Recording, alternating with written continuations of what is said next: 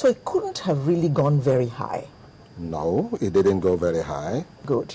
But when it crash landed, it went to pieces. Okay. It went to pieces. We really need to understand the dynamics. An airplane is actually it's made of the lightest material known to man. It's actually very light, although it could weigh so much. But every component part is manufactured, is designed with lightweight in mind. This particular airplane, it's very thin aluminum all over the body, maybe fiberglass in some places. It's made by a company in Brazil. Yeah. But 100 knots speed on an airplane, it's actually about 200 kilometers an hour already. So you can imagine that impact on the ground.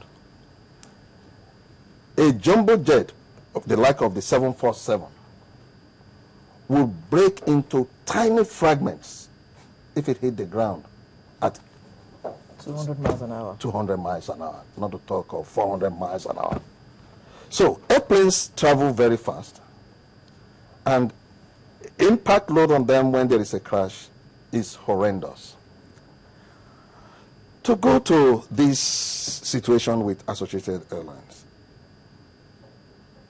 I'll just remark to a friend yesterday that, the owner, I mentioned the former owner, because it turned out that Associated has been sold to some other people. And my friend said, oh no, it's not him, it's this new guy. And I'm saying to myself, what's going on here? Yes, the guy has a right to sell the airline, but NCAA, have they really looked at these guys who were supposed to have bought over this outfit? Because some friends of mine were going on flight on their own airplane. Some of these airplanes that do charters for Central Bank.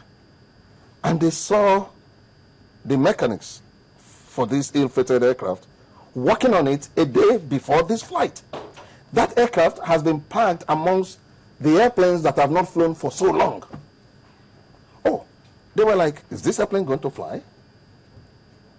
And as a matter of fact, when that airplane took off, because I went around yesterday a lot to talk to friends who may have seen this airplane. When that airplane took off, it's a turboprop. It's a modern airplane. It's not an old junk. The amount of smoke they observed coming out of its exhaust was, to some engineers, was not normal. My question is this. Yes, the airplane has certificate of airworthiness. Good. This is issued for periods. So when the minister said the aviation rep said the airplane was certified to fly, yeah, they were right. But that certificate is issued sometimes for 1 year, depending on the aircraft type. Sometimes it's for 18 months. Sometimes it's for 24 months, depending on the maintenance program. But that does not mean that through the lifespan of that certificate, that airplane is airworthy. Because there are many things that invalidate that airworthiness status. Now, NCAA is not in a position to know which aircraft an operator is not using on a regular basis. And NCAA also does not know, unless they are told, that an operator is grounding an airplane, maybe because of waiting for spares and all that. They are supposed to inform NCAA. But I'm mentioning that because of all these strangulating charges and all that, an operator may not even bother about telling NCAA anything. Okay, this airplane, let's look at it. Maybe it didn't even have any technical problem. But if you park an airplane, there are two questions. Where have you parked the aeroplane? Is it outside, or is it in an enclosed hangar? If it's outside, what kind of preventive or storage maintenance are you carrying out? Because it will be so prescribed by the manufacturers. He mentioned rain, sun, everything. especially for airplanes that have what we call overwing refueling. That means you have to take like more or less like the pump at the fueling station. It's that type of thing. You put it over the wing and you pump the fuel inside. Most of the big jets, they have what we call pressure refueling. It's under. They hook it. You may have seen it. But this airplane has overwing refueling. So that means it's got a cover on top of that thing. Although that cover, yes, of course it's got a seal and all that, but when you leave an airplane outside in the open for so long, the sun, the rain, the sun, the rain, high temperature, low temperature, the seal of that fuel filler cap starts to degrade.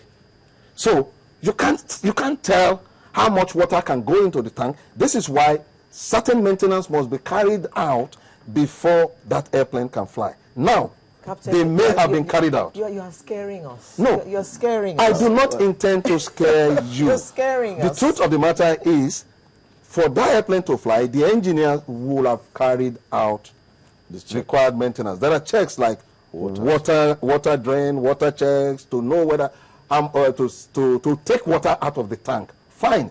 All those may have been done. The engineer signed it. The engineer flew on the airplane.